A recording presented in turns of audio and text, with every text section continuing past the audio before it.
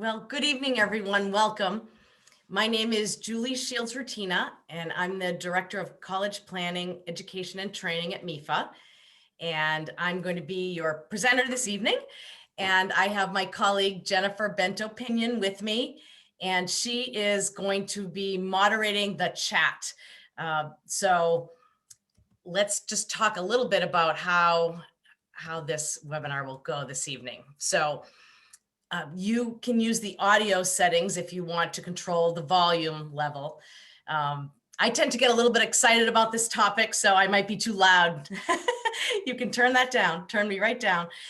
And we've disabled the chat. So we ask if you have a question during the webinar, just type it into the Q&A section. And Jennifer will moderate that and may ask a question at the moment. Otherwise, we'll wait until the end and we'll catch all of the questions that we didn't get to. And we really do want this to be interactive, and we want you to ask your questions and we want to answer those. So please, please ask away. And then if you would like the live transcript, we also have that option, and you can just click on live transcript and connect to that feature, and you'll be able to see the words across the screen. The other thing I'll tell you is that we're recording this. So tomorrow I will send you the slides and the recording so that you can have them for reference or to share with others. And you don't have to take too many notes because you'll have all of those materials. And let's see if there's anything else. I think that's it. I guess we will get started. And the topic this evening is college financing for families with high school juniors. So I'll tell you a little bit about MEFA. MEFA has been around since 1982. We are a not-for-profit organization here in Massachusetts, although we do serve families all over the country, really. But you know, we're here in Massachusetts, and we've been in Massachusetts all this time. So all of you families are a big priority for us. And we've really been doing the same thing since our inception. We're helping families plan, save, and pay for college. And the way we do that is we have the state's 2 college savings programs, the U Plan prepaid tuition plan, and the U Fund 529 plan. And then we also have private educational loans for families that need low cost private loans to help supplement paying for college. And then everything else we do is no cost, all kinds of free guidance that we offer to families, no matter what age or stage your child or your student is at. And that's where, you know, these webinars come into play. We have webinars on all kinds of topics that you can find at mefa.org/events throughout the year. So please look to us as a free resource to help you all the way through your college process. So this evening, this is the agenda. We're going to talk about the types and sources of financial aid.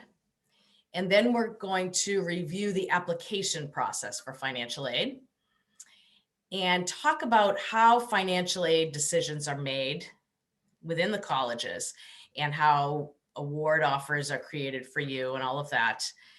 And then at the end, we'll touch upon how families pay for college. How are families these days actually paying these college bills? And all along, we're going to talk about free resources for you.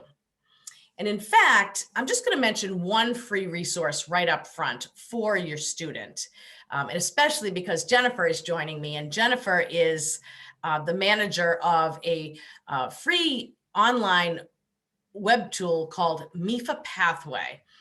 And your student can find that at mefapathway.org.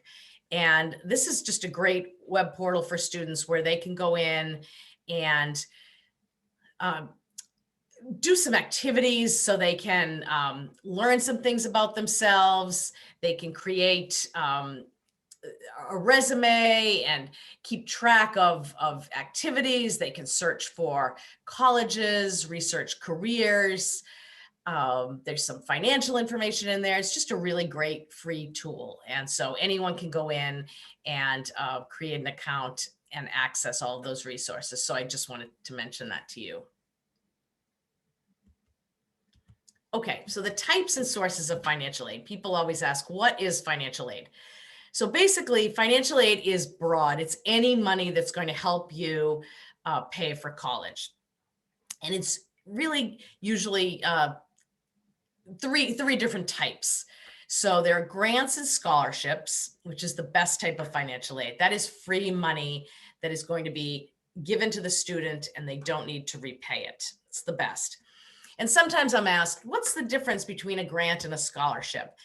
And sometimes it's thought that grants are money awarded based on financial need, and scholarships is money awarded for merit.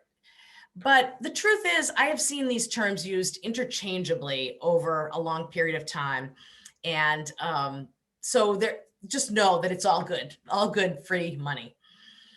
And then the other two types are a federal work study, which is awarded to the student, and then the student works during the school year and is able to find a job on campus, because these jobs, colleges can create many more jobs using this federal program. And so students can find a job, and it's usually the money that they then use for miscellaneous personal expenses, maybe their books, things like that. Sometimes I say that's the money that they, can just have throughout the year and they're not calling home for. And then federal student loans. That's also part of what we call financial aid. And one of the next couple of slides is going to give more information on that, because sometimes people think, well, why are student loans considered aid? But the federal student loans, that particular type of loan, does have some benefits.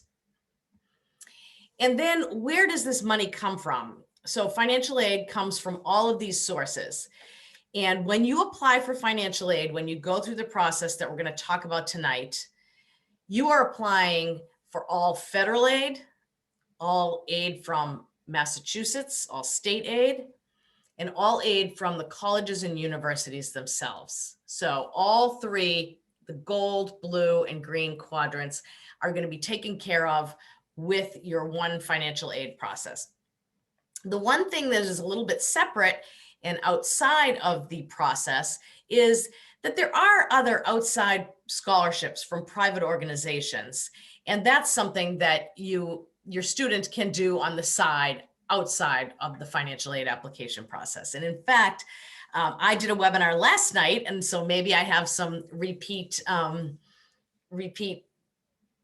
friends out there who joined that last night, and you can find that on our website if you're interested in learning a little bit more about how to go through this outside scholarship search process. But in short, your student can use some of these search tools online, like mefapathway.org, fastweb.com, and we have others listed on our website, and look for some outside money to supplement financial aid.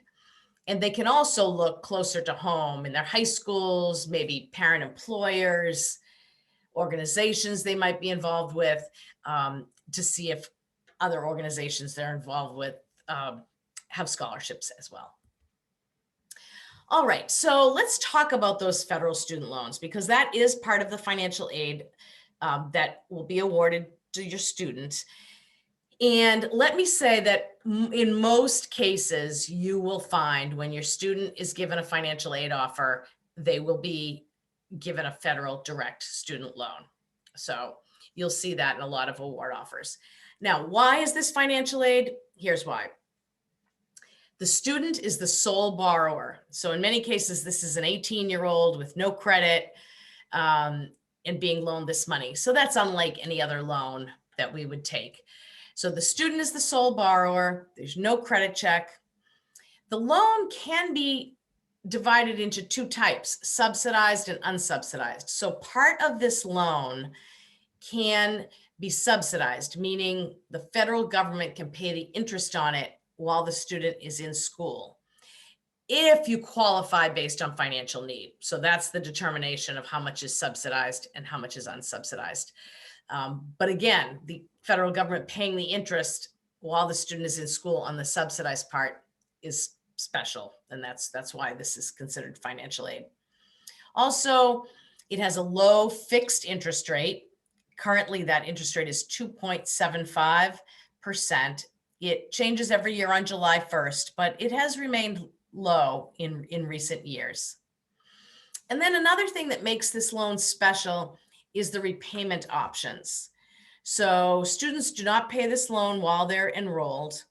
And then when they graduate, they have a choice of how to repay this loan. So you can see on the right the amounts that a student can borrow in this loan: $5,500 as a freshman, $6,500 as a sophomore, and then $7,500 and $7,500 as a junior and a senior. So if a student were to take all of the federal loans they're eligible for, they would graduate with about $27,000 worth of loans, which on a regular repayment plan will be about $300 a month for 10 years. Now, depending on the student's degree and the job they get, that could be fine. And many students are able to make that payment. But if they can't, if they're starting at a lower salary, or they need to move somewhere and the rent is high, or they need a car and they're not able to make that payment, then they have a choice of repaying a lower monthly payment. And one of them is income contingent. Now that would extend how long they repay the loan, but it would allow them to make their monthly payments based on their income. Again, special, different from other loans. So really a student has a lot of choices around repaying this loan. And then there are other deferment, forbearance, and forgiveness opportunities. So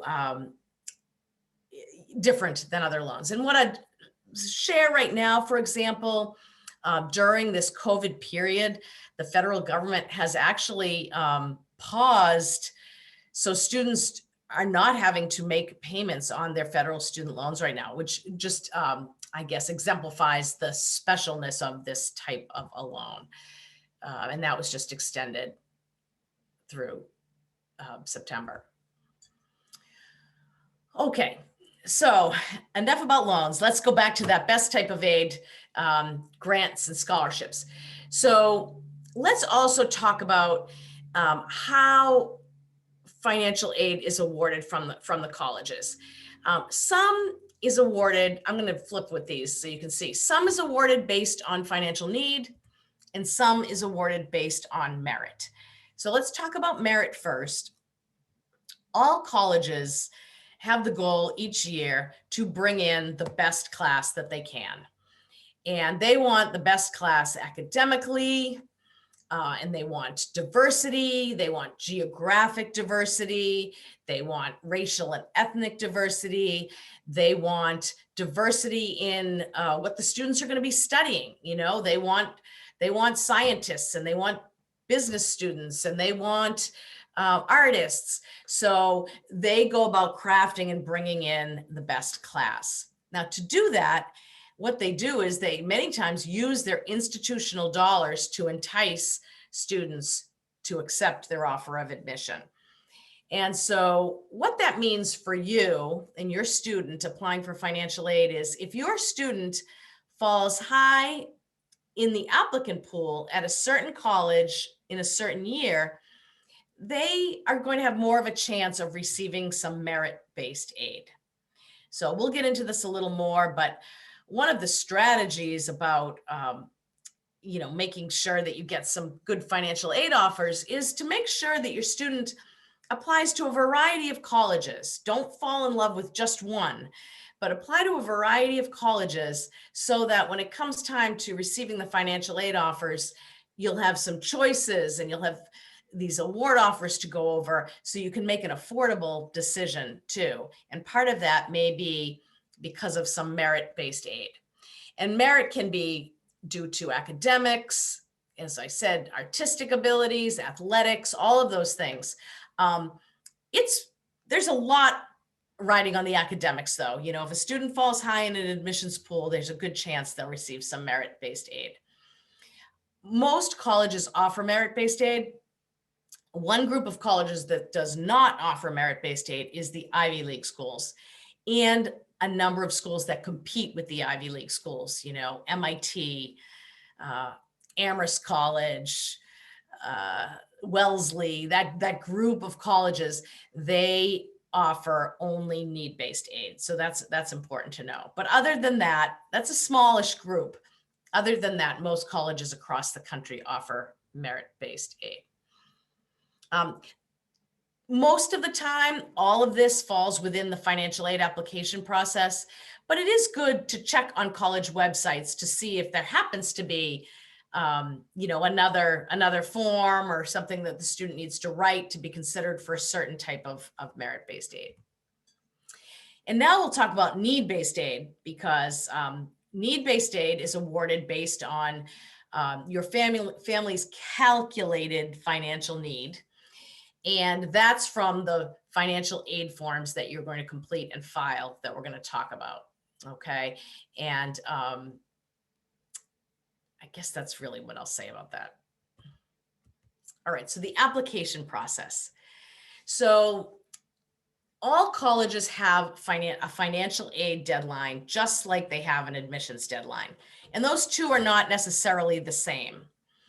But if a student is applying early decision or early action in the fall to a college, then they should probably apply for financial aid early. And there's probably an early financial aid deadline too, which could be as early as November 1st, November 15th.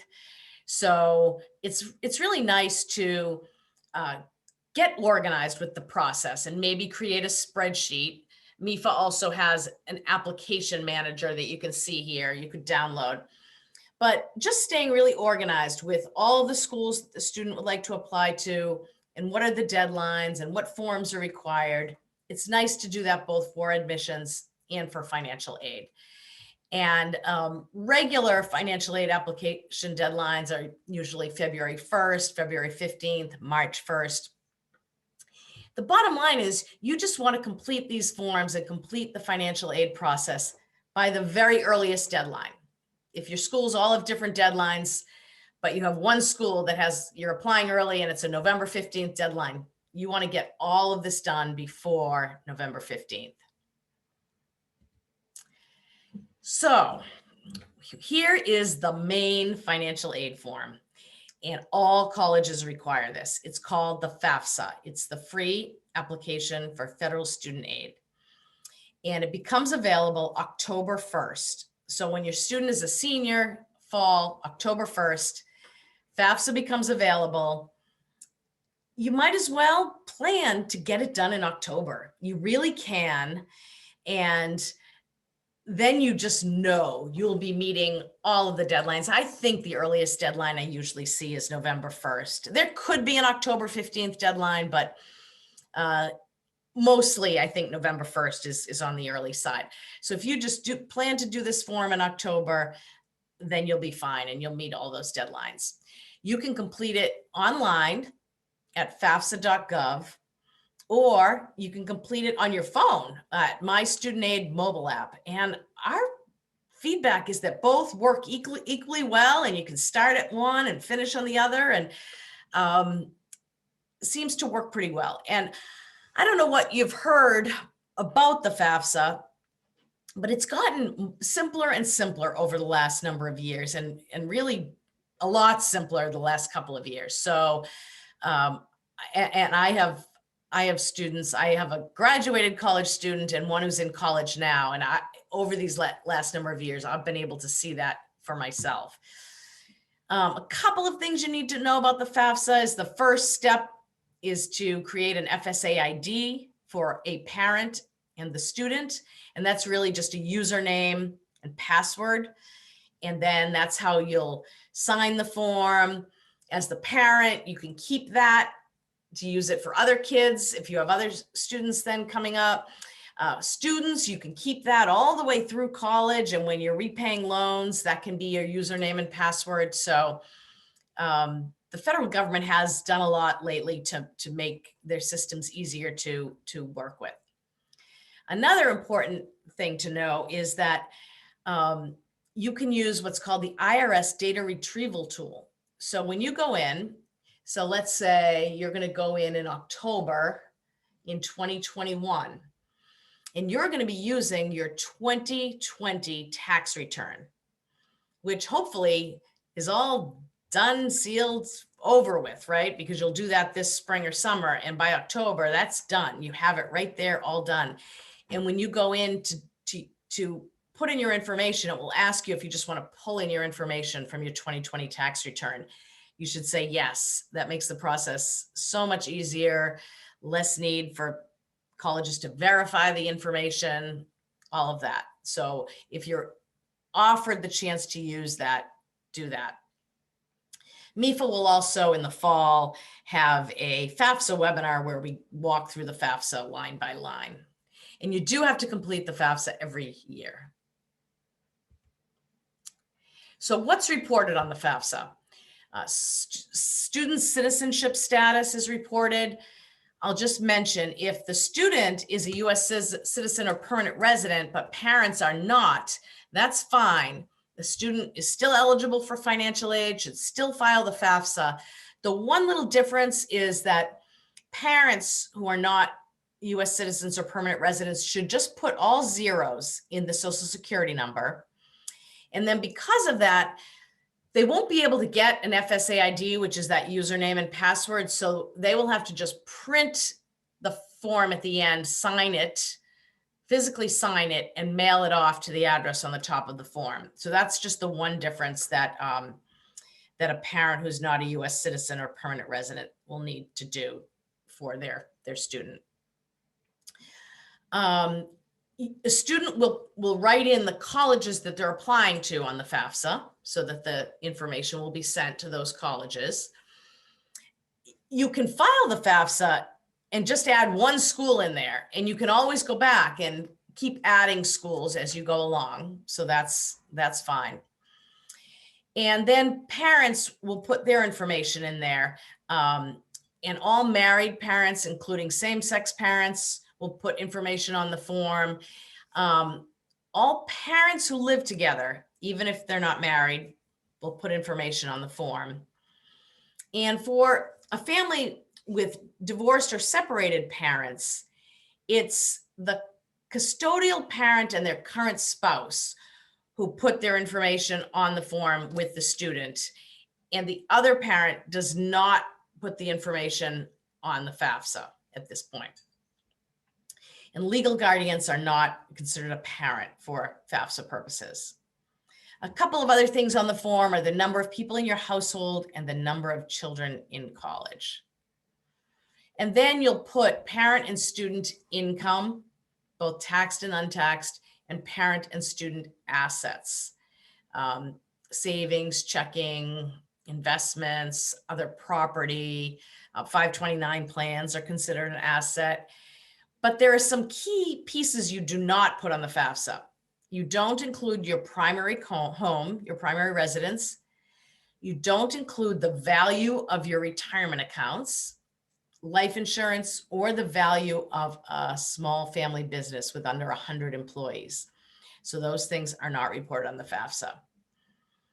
And there really isn't a place to report debt on the FAFSA, such as credit card debt or something like that. The only way that would be included is if you had investments and you had the worth and what was owed on them, and the difference would be reported. But there's not a place where you can list consumer debt. So let me talk about, well, let me just ask, Jennifer, that's a lot when I talk about the FAFSA. Any FAFSA questions that I missed? Yes. Or, yeah. Yes, so we do have a couple of questions, and they're mostly around the federal aid. So question number one is every student eligible for federal aid? Great question. So every student can be eligible for that federal student loan. So it would just be, if you don't qualify on the basis of need, then that would mean it would be unsubsidized. You wouldn't have that subsidy where the government is paying the interest while in school, but every student is eligible for that. The other types of federal aid that are out there, like Pell Grants, it really is the lowest income families that usually receive a Pell Grant. Work study, somewhere in between. You know, it's based on need. Sometimes a college has to you know, make sure that the neediest students are covered, but a large number of students can receive federal work study as well. And then again, everyone can be eligible for that loan. So I guess the answer is somewhat yes. Okay, thank you. And then what is the max amount for the federal loans? Yeah, so that is the $5,500 as a freshman, $6,500 as a sophomore, and then $7,500 as a junior, $7,500 as a senior. So that's $27,000 for an undergraduate. That's the maximum. Okay, great. Thank you. We had a couple questions around that. And then the last question I'll pose to you is there a list of colleges who offer merit-based aid? That came up a couple of times. So truly, it's as I stated, most colleges have some merit-based aid.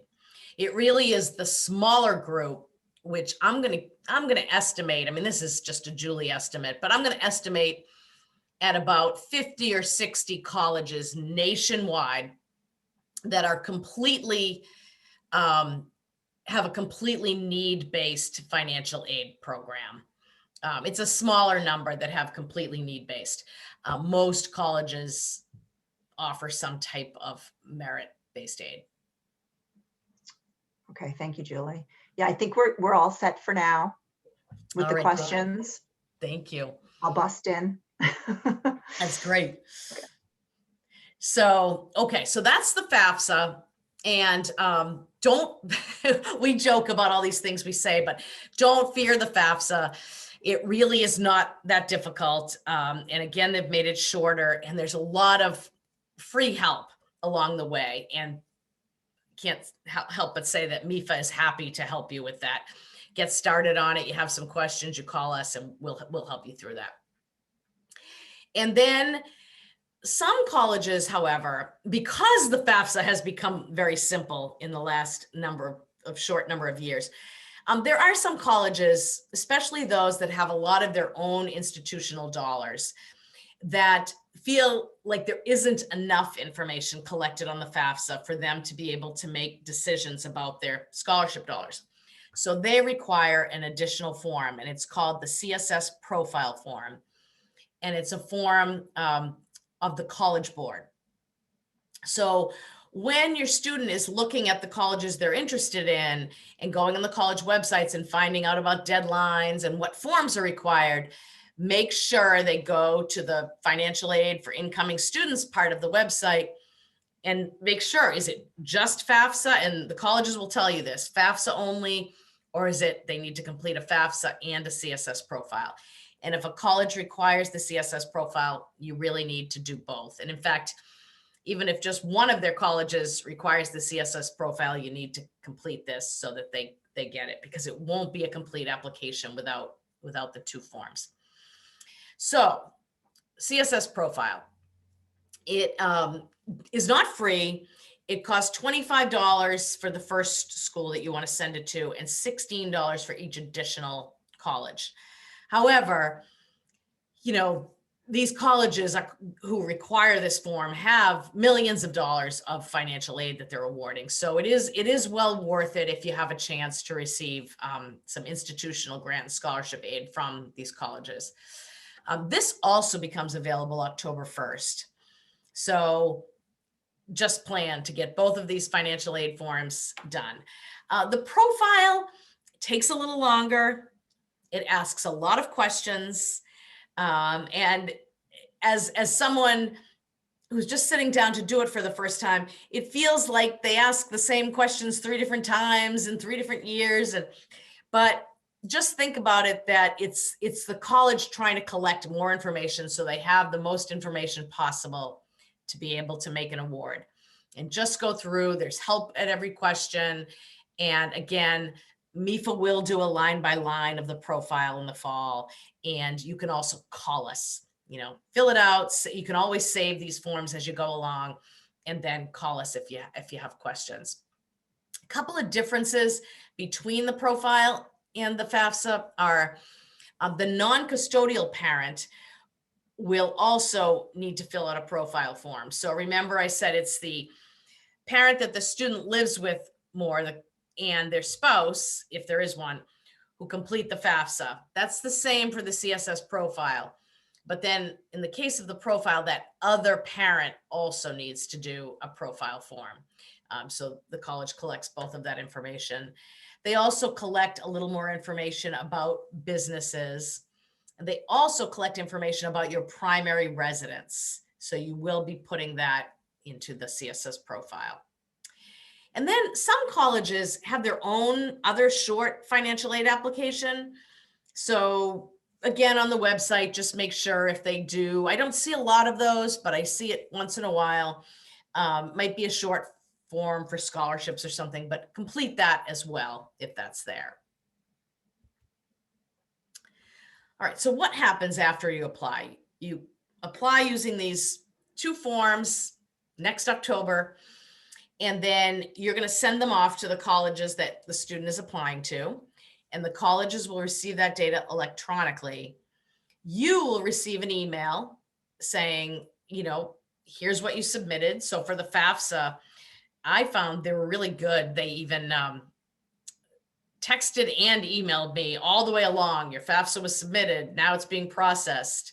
Now it's finished. Congratulations. And then it would give me a list of the colleges that received it. So then I felt comfortable knowing that the information got where it needed to get. With the CSS profile, they send you a link and you have a dashboard so you can see all the colleges the information was sent to and any follow-up that you need to do. So for example, colleges that require the CSS profile many times also want to collect your tax returns to verify the information. So just be aware of that. Look at what follow-up, what colleges need what follow-up information. And sometimes they have different processes for it. So I found myself uploading my tax return for some colleges and making copies at Staples of my tax return for other colleges and sending it off. So just know there is some follow-up after you submit these forms. And then the colleges are going to take all this information and review and determine a financial aid offer for your son or daughter. And this talks a little bit more about verification. So again, many colleges will collect tax returns. They need to collect a certain amount of those for the federal government. And they may ask you some questions. So they may write to you and say, the verification documents I received as a parent were, I had to verify that my daughter didn't file a tax return the year before because she didn't make enough money. That was one verification piece I had to do. Another one was I had to verify that her sibling was in college. So you'll find that there might be a little back and forth, and just know that that's expected. That's a good reason to make sure you have a good email. You give a good email on the FAFSA and the CSS profile, and that you and your student watch that email for the colleges that you applied to so that you don't miss something. And colleges now, instead of just doing that back and forth email, as it says in this last bullet, many times have a college web portal for communication. And so they might just tell you, log into the web portal to see if your application is complete or if there's something else you have to do. And you and your student can just stay on top of that. And if there's follow-up that you need to do, you can usually find everything right there, the forms that you need to download and sign and all of that. There's a lot of follow-up paperwork, but it's a short period of time and it's over. So let's say a few other words about the financial aid office. They are going to be your contact at these colleges. And there are questions you want to be able to feel like you can ask them questions at any time. They'll have an email address. You can do that.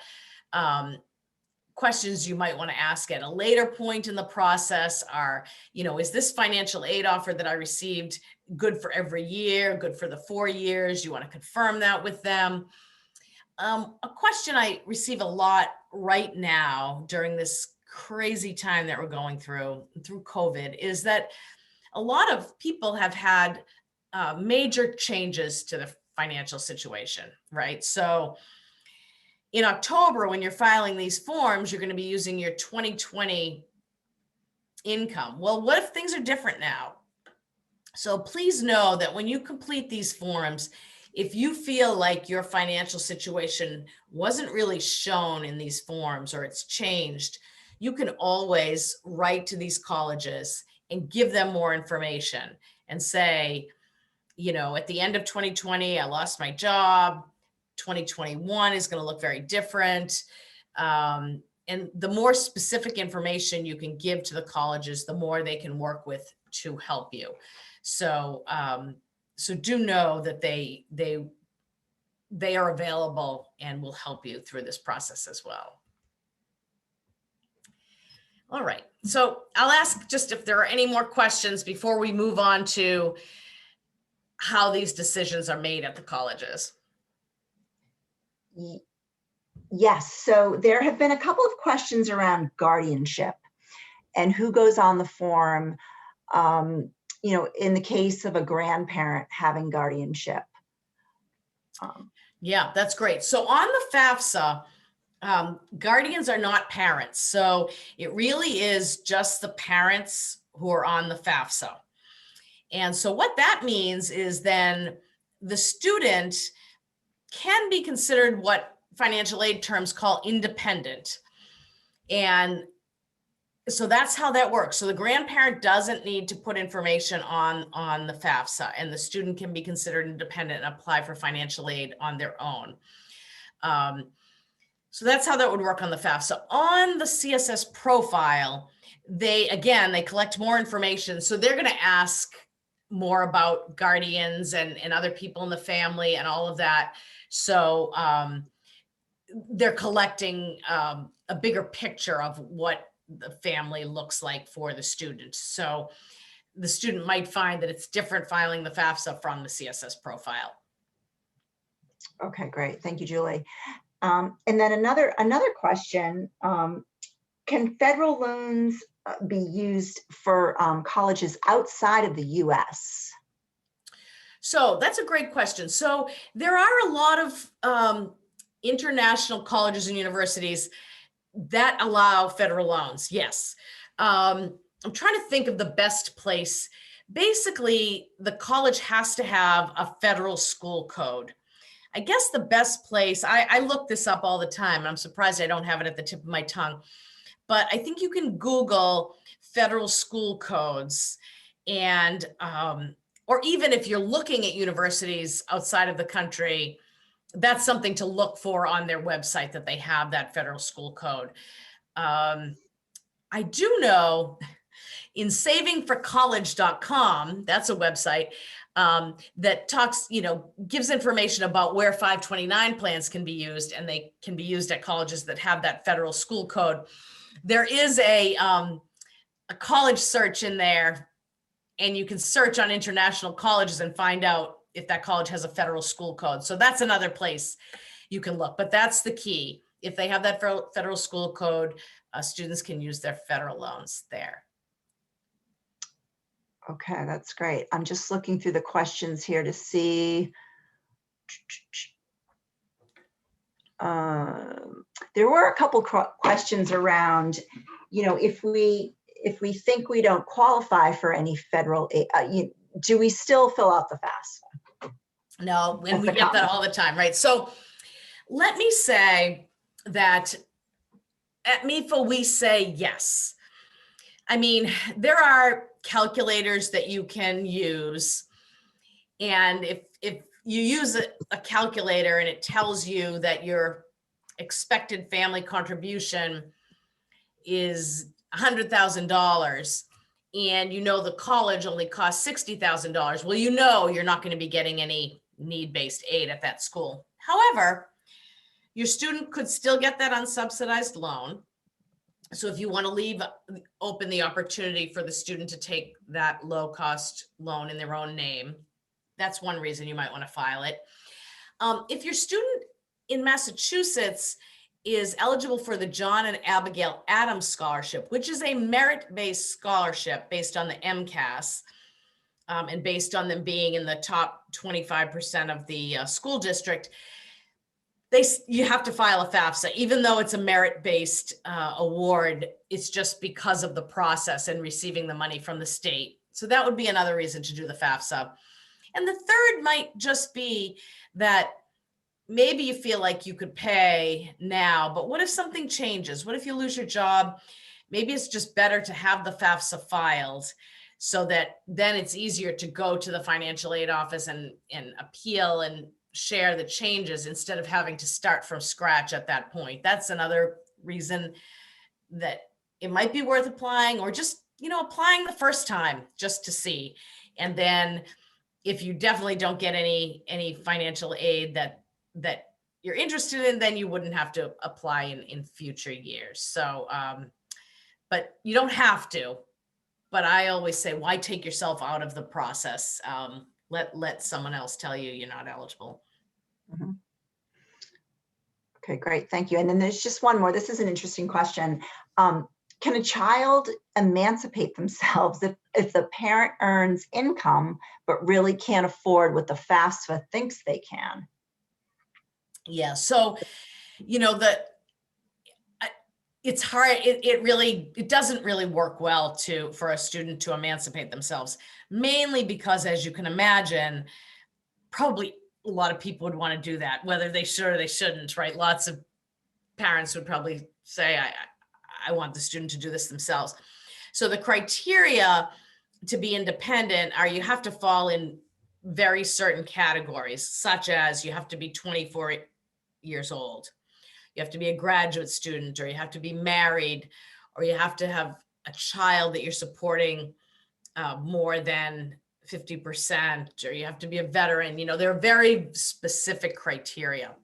So an 18 or 19-year-old that doesn't fit into any of that specific criteria is going to have a hard time saying, I want to do this on my own and not submit my parent information. I guess what I'd say, though, is, so we do run into parents who don't want to complete these forms because they feel they can't afford this. But I guess what I'd say is, by completing the forms, you're not obligating yourself to pay anything, but you're just helping your student receive the best financial aid package they can. So it's definitely worth completing the forms, seeing what your student receives in an award offer. And then, back to the beginning, applying to a number of colleges, having the student apply to a number of colleges that you'll probably get a lot of different awards back. And then deciding, okay, well, this college gave a lot of aid. This college didn't give a lot of aid. This college didn't give enough for us. And then the student can make the best affordable decision. But completing these forms is just a part of that process. Okay, great. Thank you, Julie. I think that's all for now. All right. Okay, thank you. All right. So now here's how the colleges are making some of these decisions. So every college has to come up with what they call a cost of attendance. So they have to know each year, this is what it's going to cost for the academic year for the student to be here on or off campus or whatever. And part of that cost of attendance is tuition and fees, room and board, if they're staying on campus, things like books and supplies, transportation, and personal expenses. So some are billed expenses, some are non-billed, but they're all expenses, and the student needs money to cover all of that. So the college has to come up with what is our cost of attendance.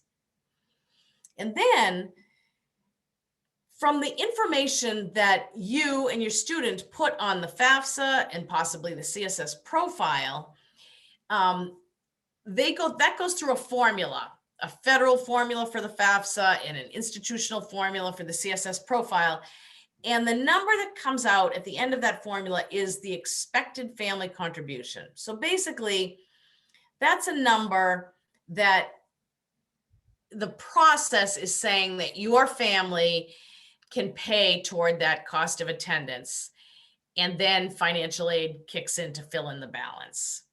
So the only thing I'd say is if that number is not zero, now that expected family contribution can be zero, but if it's not zero, if it's 1,000 or 30,000, it always is going to feel like a lot for that family. Because it's really not an amount that anyone thinks that you have under your mattress and ready to write a check.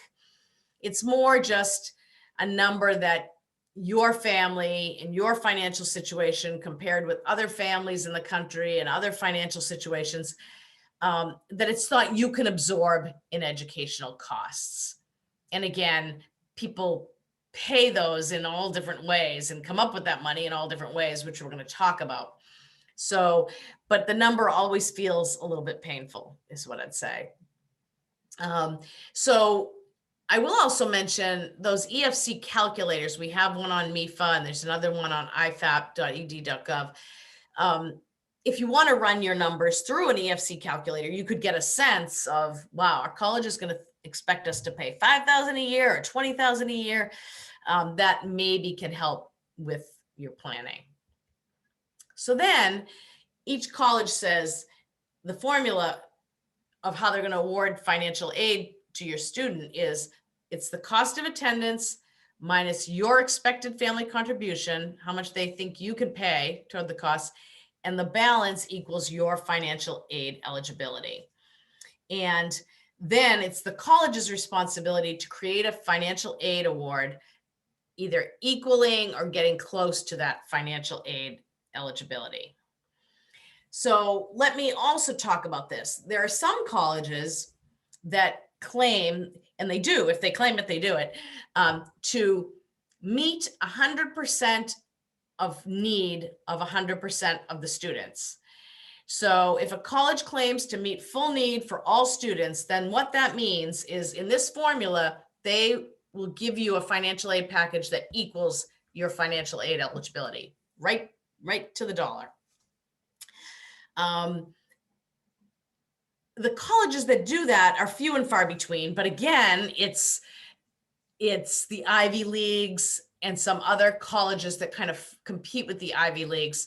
And if a college meets 100% of full need for all students, they're going to tell you that right on that financial aid, top of their financial aid website. They're proud of that because that's great that they're able to do that. So some colleges are able to do that.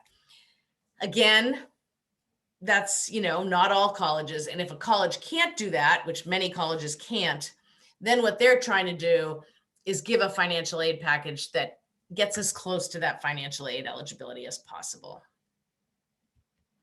So this is just a little other way of seeing how a financial aid office is going to put together a financial aid offer for a student. Okay. So let's go through this little scenario. This college has a cost of attendance of $45,000. And so the analogy with this slide is that in order for a student to attend this college, the college needs to make sure the student has $45,000 to be able to pay for the year. So how does a college do that? Well, first, they're going to take your expected family contribution. So in this case, it's $5,000, and they're going to put that in the bucket first.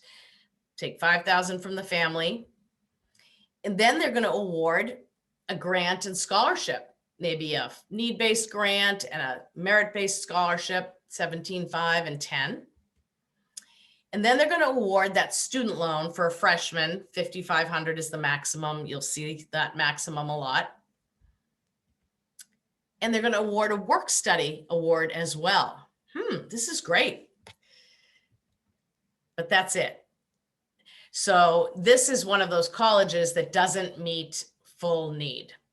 Now, they've given a great financial aid package that put a lot of money there, but really when it comes down to it, as a family and your student, you're going to have to come up with that EFC of 5,000 and that unmet need of 5,000 in order for your student to be able to attend and pay that and have money to cover that cost of attendance of 45,000.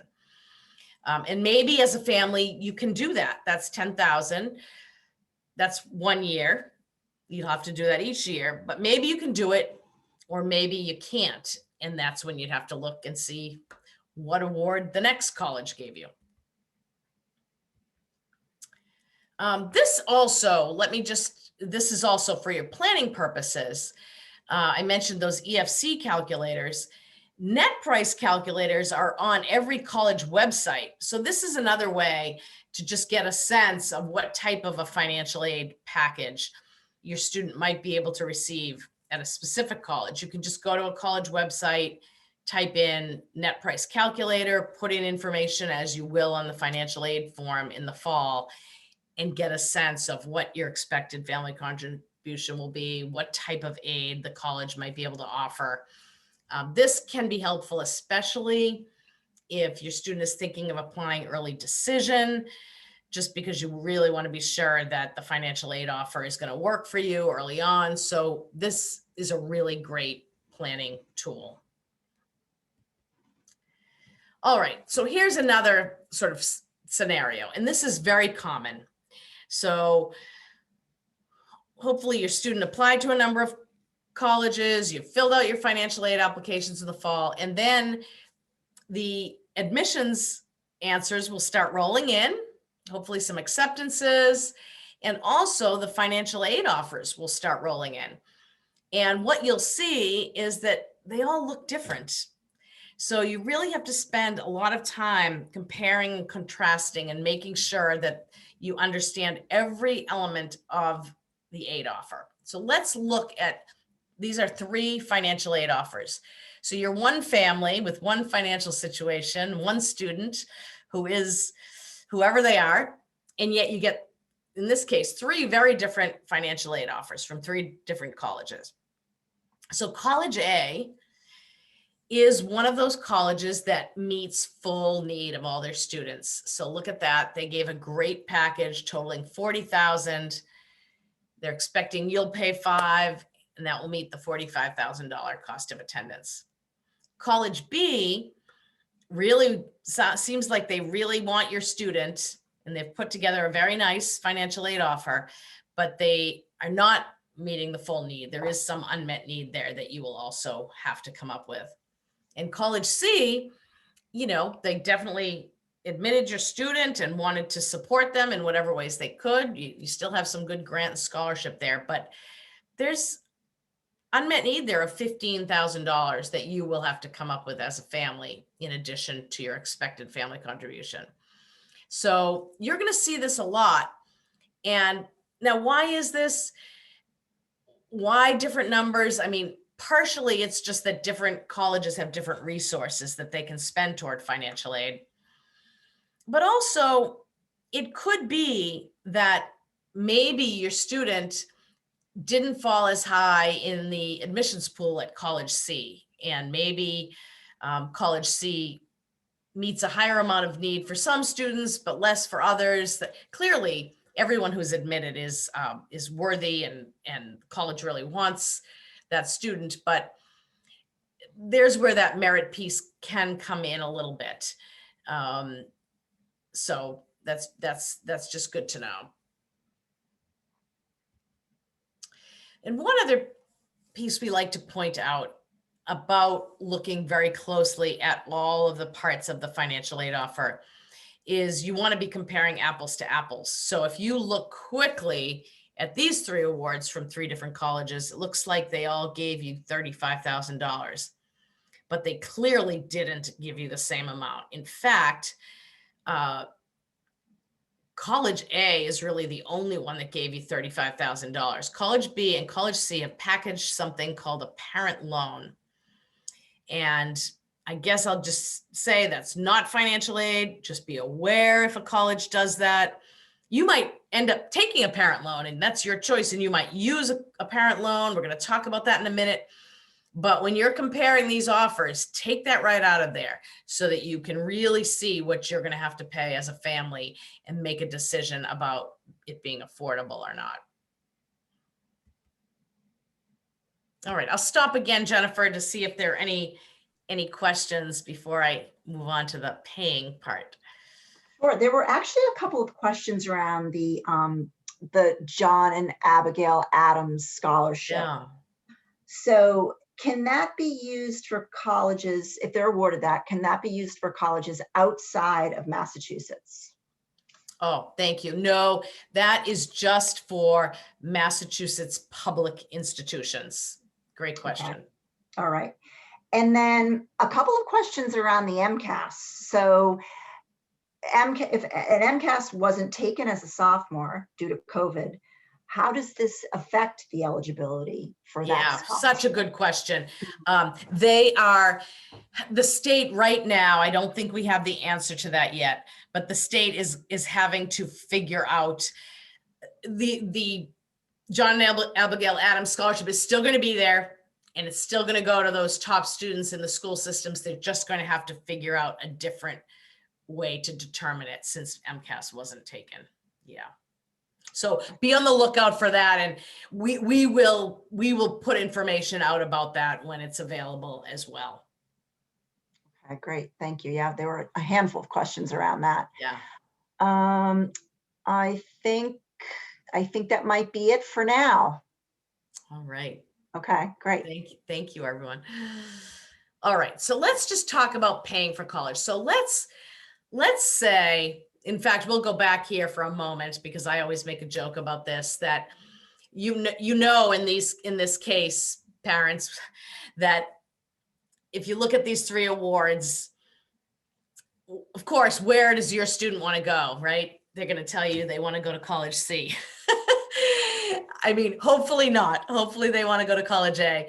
But these are the types of conversations you might end up having with them that can be difficult, and where you can really try to encourage them to look back at college A, college B, go talk to those colleges, learn more, because you will find differing awards from different colleges. But let's say you decide, okay, the student really wants to go to college C, and you decide, okay, I think this is affordable, so we're going to let the student accept college C. So really, we said you're going to have to come up with 15 plus 5, about $20,000 the first year. So you figure that out, you use some calculators, and I'll add that MEFA has some great calculators where you can put the costs and the awards in and really see what your bottom line is going to be to make sure that it's affordable. So you have made the decision, then your student is happy, but now you have to pay this $20,000 bill. I mean, how do parents do that? So you will all do that a little bit differently. Every family, I'm gonna venture to say no one is doing it exactly the same, but you're probably all going to pull from these same sources. So the first is, do you have any savings? And does your student have any savings? And so let's look at this example. This is just how one family might do it. So in this case, this family is going to say, okay, well, the student has some savings from last year's summer work, $1,000, and we have some parent savings, 529 plan, $4,000. We're going to use that. So that's a little bit of it. Then all colleges have something called a monthly payment plan. That's not a loan. Sometimes it costs a fee of $50 or $60, and it just allows you to pay monthly and not all at once. So you might decide, well, we can do that. We can do that out of our monthly budget. So we're going to pay $500 a month for 10 months. And that's $5,000. So your family might decide you're going to use that option too. But then you still need more. And so you might decide as a family, we're going to take an education loan of $10,000. And that's how this one family would come up with the $20,000.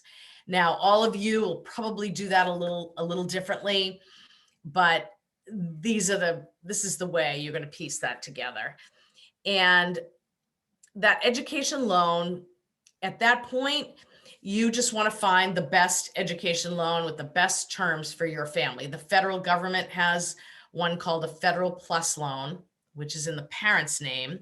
So you can look into that and the interest rate and how that works. MEFA has private loans, as I mentioned. You would want to look to MEFA because we usually have some of the lowest rates.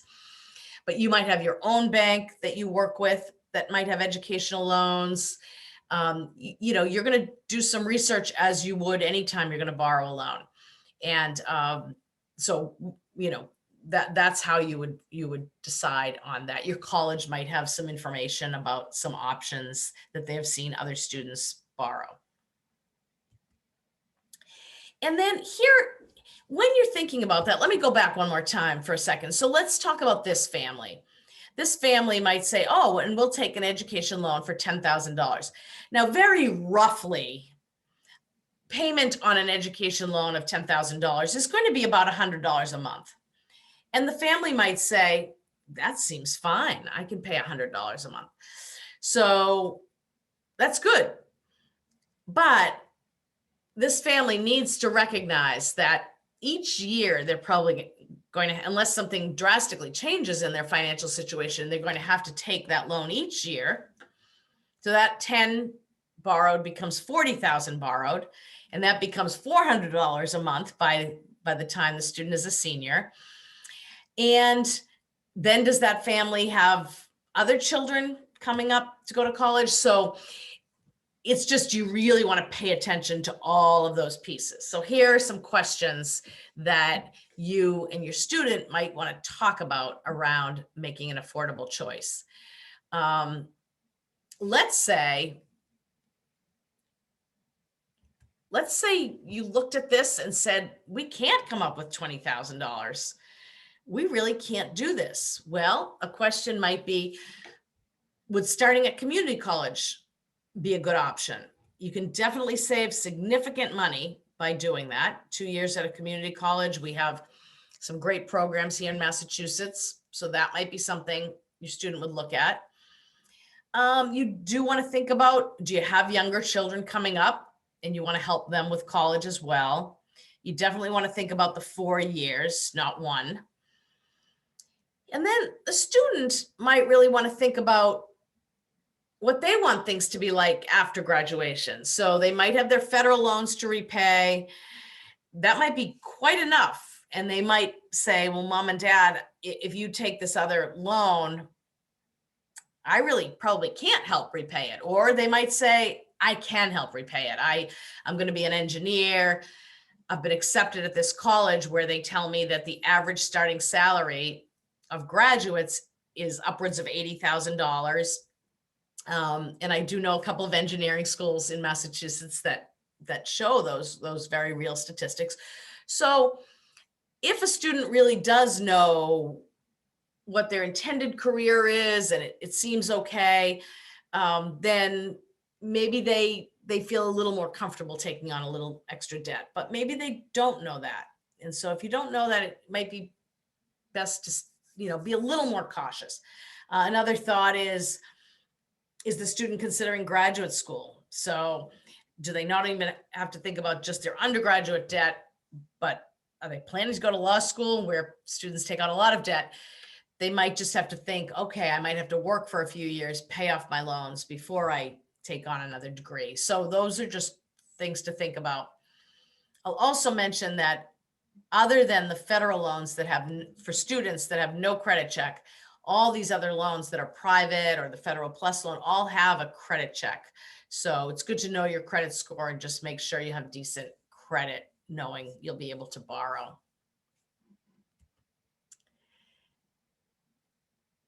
I'll stop again, Jen, just in case there's anything else before I finish off with these resources. Yes, so there are a couple of random questions I'll ask. So are the federal loan rates fixed? They are. So they're fixed, although that rate changes every year on July 1st. But like this year, if you borrow a loan this year and the rate is 2.75, it stays 2.75 for the rest of the loan. But then next year, if you borrow a loan and it's 2.95, then it will stay 2.95 for the 10 years or however long it takes to repay. So they are fixed, but each year that you're borrowing, it could be a different rate. Okay, great. Thank you. And then we had a couple of questions around this. Are there considerations for parents that are over 65 when applying for aid? Well, it's funny, the way the federal formula works, age is taken into consideration. So there is a question on the FAFSA, age of older parent. And the older you are, the better. So, so that it's factored in. But that being said, it's factored in kind of a small way. But there is a consideration of that the closer you are to retirement, that more of your assets are protected. So that is considered. Now, the other piece I'd say about that is that, again, if you complete these forms and you feel like your whole personal situation really isn't told, you can always add more information, write a letter to the financial aid offices. I always call it the Dear Financial Aid Administrator. Here's some additional information I'd like you to take into consideration when reviewing our application for financial aid. And then a couple of bullets of some things that maybe weren't reflected on the forms. You can always do that. Okay, perfect. Thank you, Julie. And then this question is around savings. So savings, if you're planning on retirement along with 401k, so you have, because of the savings, would that affect the child from getting aid if they have savings and a 401k? Yeah, so great. So first off, your 401k and any other qualified retirement plan is not taken into consideration for the financial aid process. It's not even asked about on the FAFSA. The CSS profile does ask, because they break out all of the assets and ask about what are retirement accounts, what are non-retirement accounts, but it's not in the formula for that either. And, you know, as I said, I used to work for the College Board, and they keep that question there for research purposes, because they're always trying to think about what do parents with college age kids have in retirement. Could we ever count it? All of that. But so retirement accounts are not counted in this formula, which is great. Other assets, this is important. Other assets are counted, but they're counted in a very reasonable way compared to income. So I guess all I'd say in basic general terms is that your income, your AGI, is the biggest driver in this financial aid formula, and your assets are counted in a much more reasonable way. And I'll just throw out the percentage. Your total assets are treated at a rate of about 5.6%. So if you have $100,000 of assets, then the expectation is that you would pay about $5,600 more per year for college than someone who didn't have 100,000 in assets. Or if I take a small number, if you have 10,000 in assets, you would be expected to pay about $500 more than someone who didn't have that.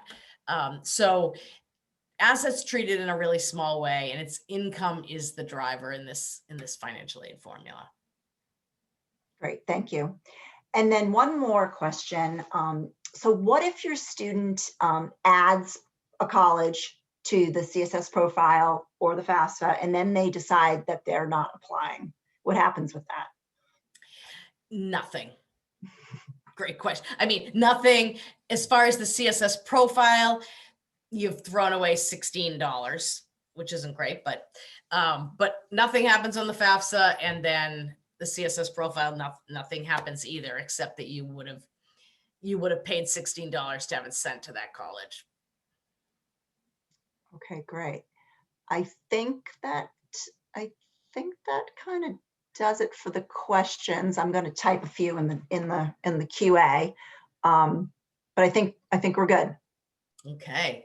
All right. So we'll finish up here with some of these resources. So I mentioned this in Massachusetts, we have a program called Mass Transfer, and here's the website.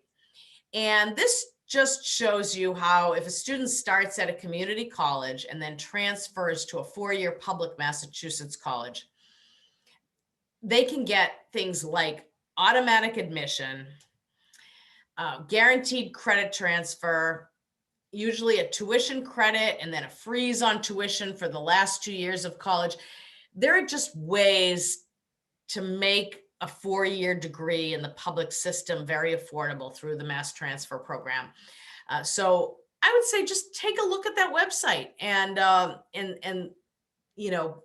research some of that to see. And as we say, you want to have your student apply to a number of colleges, and so maybe put a community college there on that list as an option for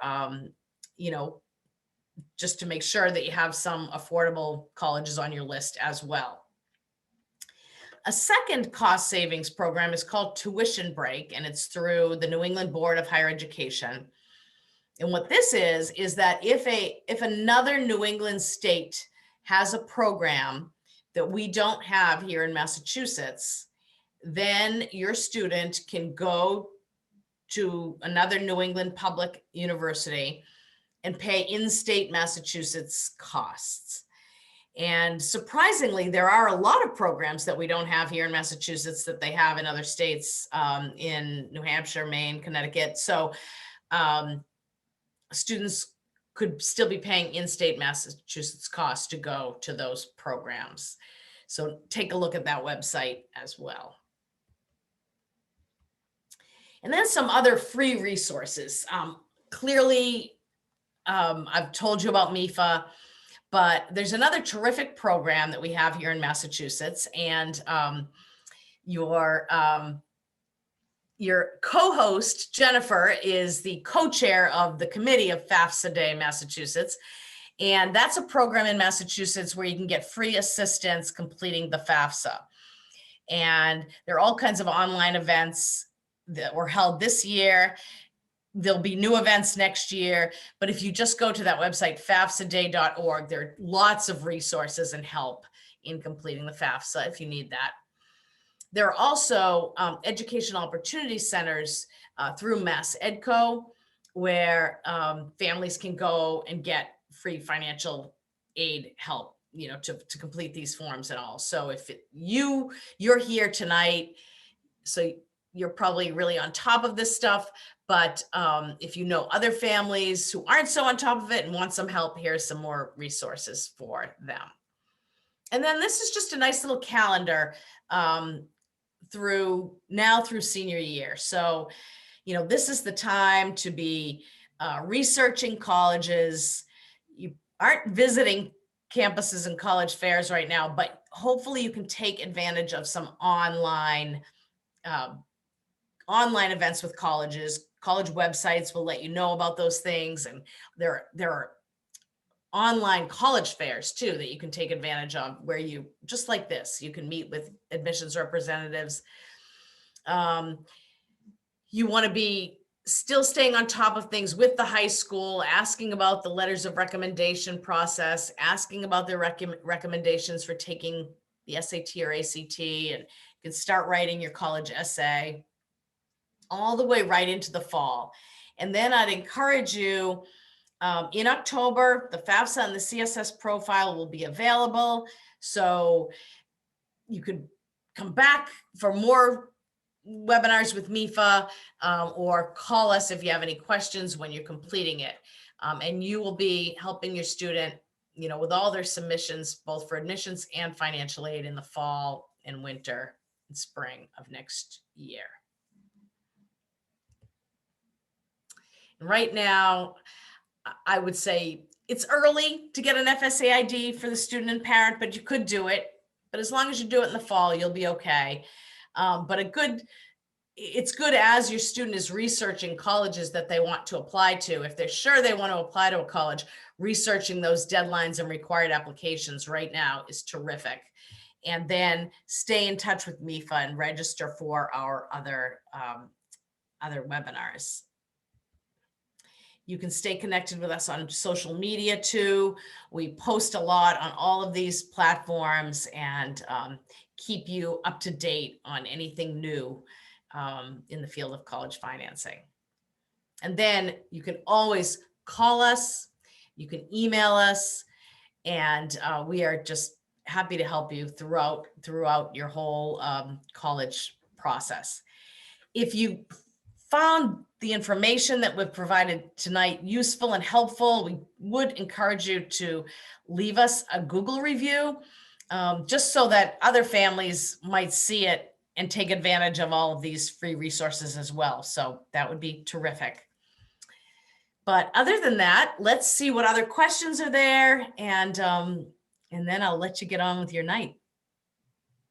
Okay, I think one thing, if you could go over, was kind of the definition of what an asset would be on the FAFSA form. Yeah, so on the FAFSA, an asset is savings accounts, checking accounts, investment accounts. If you have other real estate or a vacation home or something, that's counted. And that's about it on the FAFSA. So the things you don't put on the FAFSA are your primary residence. You don't put anything about it. You don't put a business if it has under 100 employees, and you don't put any life insurance or anything like that. And you don't put your retirement accounts. So the assets are cash, savings, checking, investments, other real estate. Now, on the CSS profile, you will put more about a business. You will put your primary residence. Those things are counted. I think that does it, Julie. I think we have answered all the questions. A couple are coming in. Let's see. Would stocks be considered an investment account? Yes. Yes. Okay. So absolutely. So it would be, the value. So, whatever the value plus minus what's owed, but the value of a stock would be considered an investment. Yeah.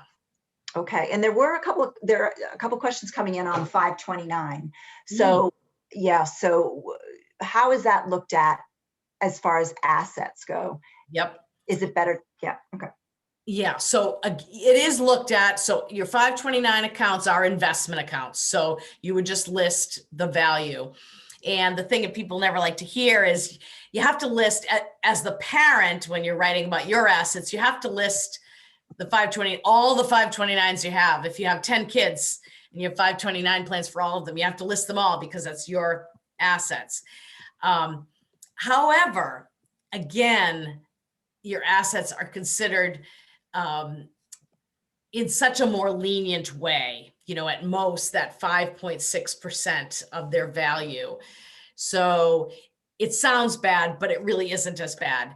And in fact, 529 plans are considered a parent asset, which is counted at that 5.6%, whereas student assets, money that's directly in the student's name, are considered at a 20% rate. So even though it sounds bad that you have to include the 529 plans of all of your children, it's better than having the student have to report it as their own asset. Great. Okay. We don't have any open questions, so that's wonderful. Thank you. Well, Jennifer, thank you so much. And everyone, thank you, because there were tons of questions, and I'm glad we covered it throughout. I think that makes for, breaks it up a little bit. It saves my voice. So again, I wish you all good luck, with this whole process, and please know that you can turn to us anytime. Thank you.